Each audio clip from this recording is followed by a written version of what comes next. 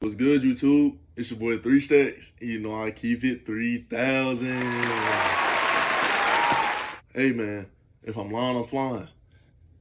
Wait, nah, bro. Enjoy the video.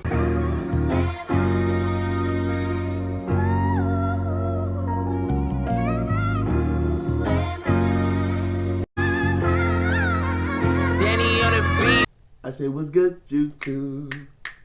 I say, what's good, YouTube? I say, what's good, YouTube? It's your boy 3 Stacks. Say, what's good, YouTube? It's your boy 3 Stacks. What's good, YouTube?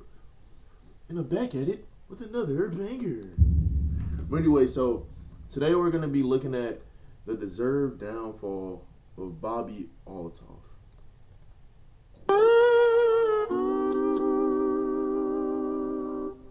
But anyway, we all know she deserved it. Like, bro, she was really big. Like, she was with, I'm about to say Blake. She was with Drake and all them, and she was real popular, but she done fell off, bro. So let's talk about it. Let's get right into it. So it has been a while since we last talked about Bobbi Althoff. Bobbi obviously hit it big online with her parody of mommy blogger TikTok content. Yes, I did name my daughter Richard. I just always really loved the name Richard, and I wanted a boy, but I had a girl, and I decided to name her Richard anyway. There is nothing more embarrassing than walking around with one of these. Everyone knows how it got there. You know what you did. So she was running it up over there, amassing a couple million followers, getting millions of plays per video, and making a couple of $100,000 per year. I was making around like $250 to $300 a year. Thousand. Yeah. From brand deals on TikTok. Wow. And 250 is great and all, but it's hard to come up with content with just me every day. $250,000 a year as an annual income is great and all. Yes. It is great. It is it's great. And this is where she claims that she parlayed that fame into... Bro, if I got $250,000 a year, bro, I'll be chilling. I'll be in the smallest home, well, not the smallest home, but I'll be in like a cool home, drive a cool car, and I'll just be stacking bread out. Her podcast fame. Hi guys, welcome to the Really Good Podcast with your host Bobbi Althoff. And from episode 1, people suspected that she was an industry plant, mainly because she was immediately in bed with the 69 God, and was shortly after showing off Mark Cuban's disgusting Piggly Wigglies. Ew, you nasty ass bastard! Like, dude, you are a billionaire. You should have a personal foot washer. I believe in my podcast, so I'm trying my best. I've had a few guests, some D-list celebrities. And not only did that spark the industry plant rumors, but also within 1 week of launching her podcast, she had the top talent agency in the entire entertainment industry representing her and her brand. Landing celebrity guest after celebrity guest, it was very clear that her growth was far from organic. This was obvious. Bro, she really got like the best starter pack. Like she literally like bro, that's like y'all seeing me. Like, me on TikTok, right? I got like 20K on TikTok. That's like seeing me on TikTok. And then, like, I all of a sudden get a podcast and the first person that I interview is LeBron James.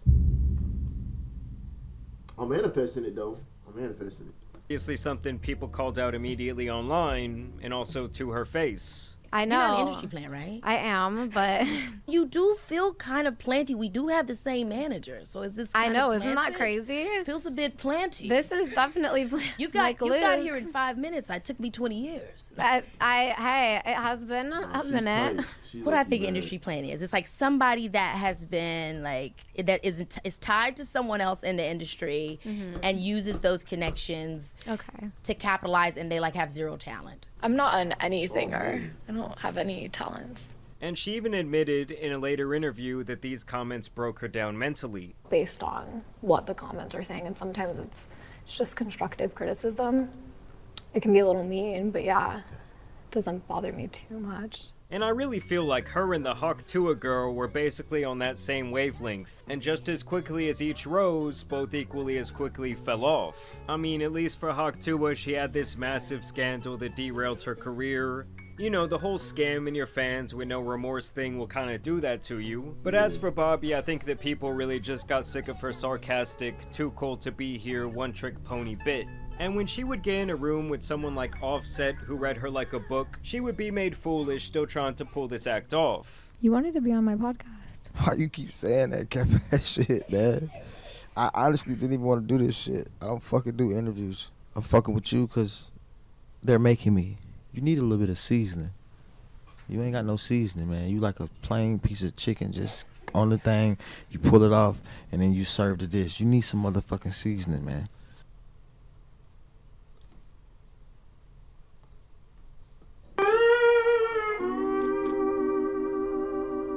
Yeah, she ain't coming back from that one. You can leave now. This is my hotel. I paid Oh, for this she's motherfucker. hurt. You can leave now. Damn.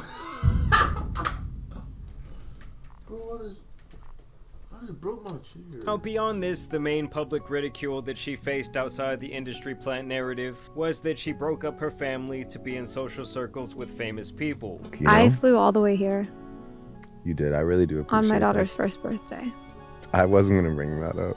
That's terrible. You missed your daughter's first birthday for to this. be here. Dark. Regret that you'll never be able to undo. Yeah. Horrible parenting. Now, when Drake is calling you a bad parent, you know you're doing something wrong. Speaking of Drake, by the way, the dude is so down bad that he's been in Bobbi's comment section on Instagram begging her to unblock his name. Embarrassing! Either way, despite being married at the time of these early interviews, she was always asking these guests if they would smash her up.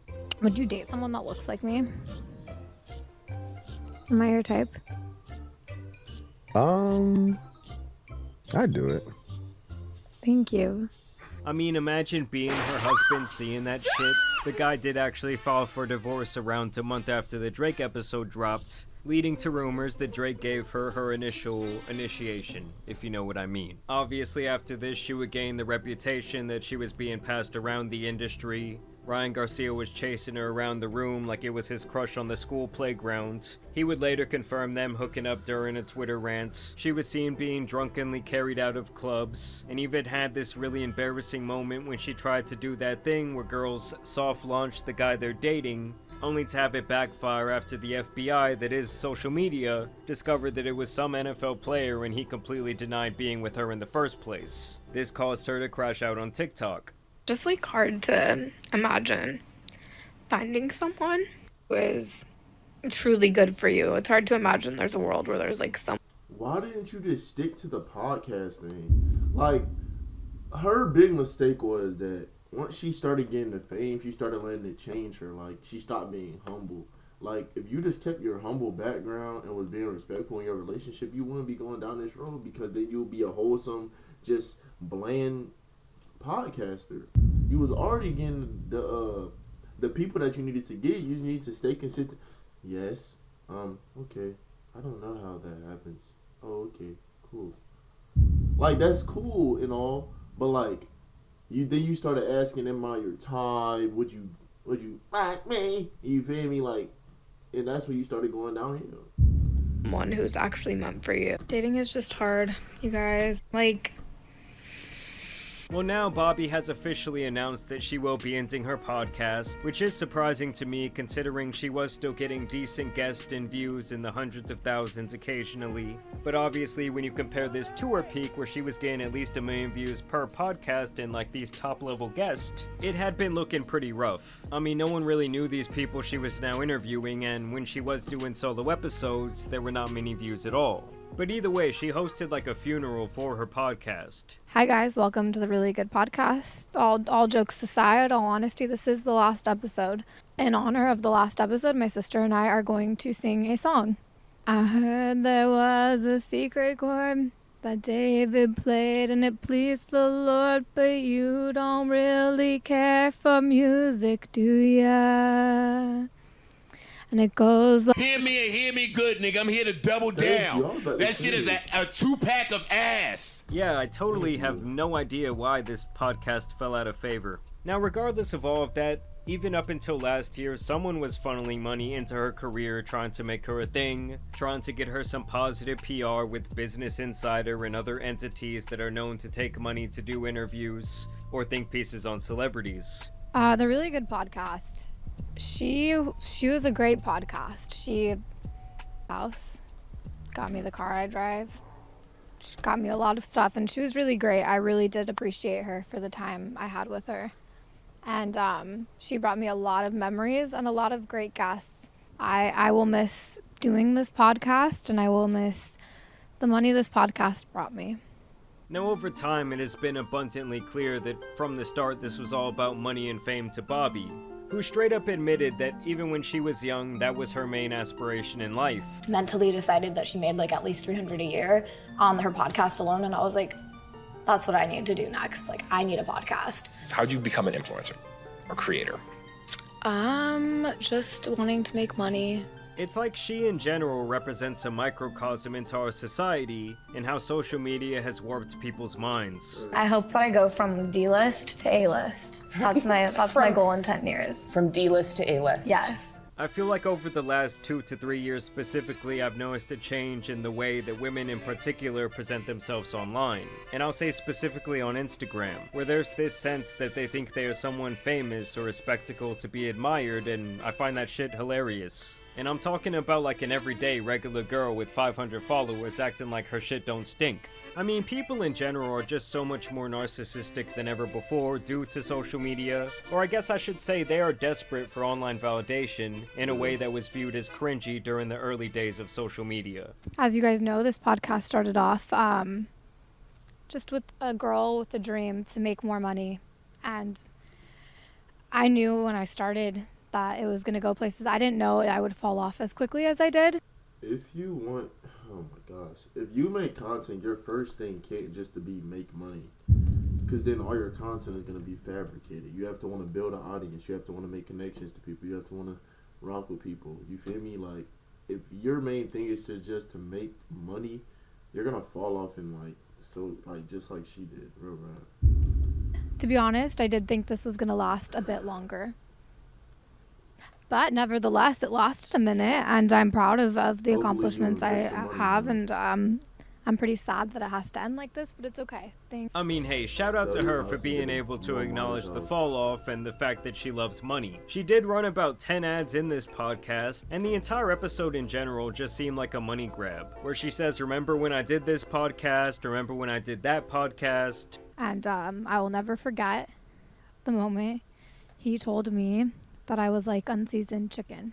It was basically like one of those filler episodes where they just show a bunch of flashbacks from the show. You know, the one you always skip. She really just cycles through all the interviews, she plays a clip, and moves on, periodically throwing another ad in your face. And I do have a sneaking suspicion that this might just be the pre-launch of some other show that she wants to now do. But this is how she ends her show.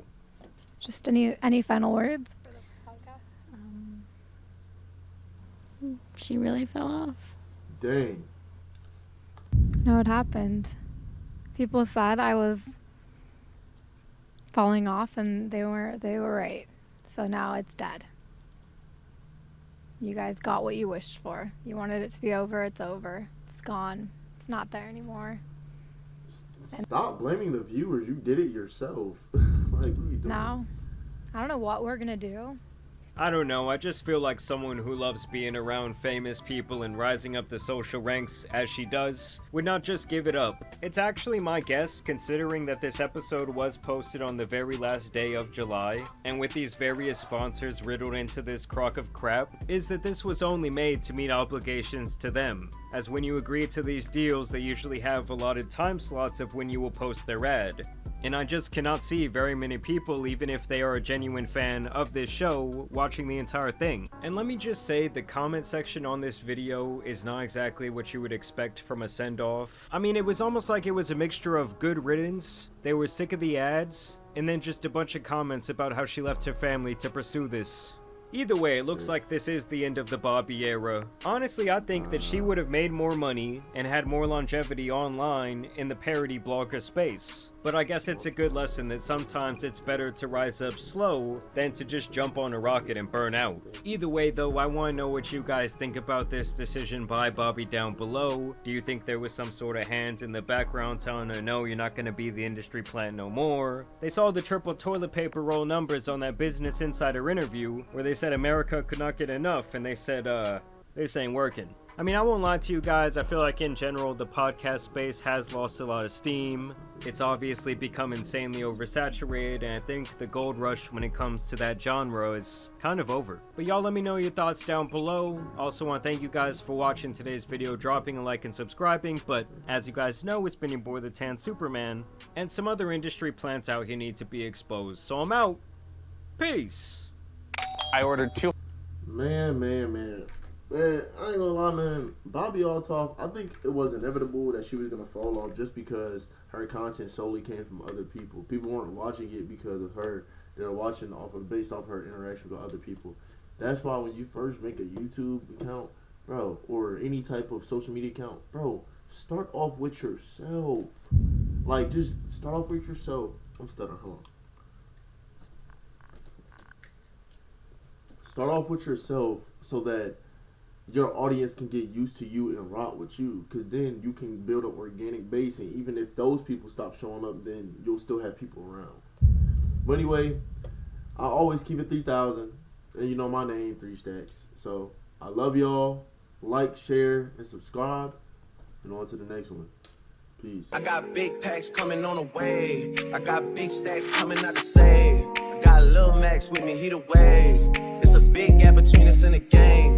In the next life, I'm trying to stay paid.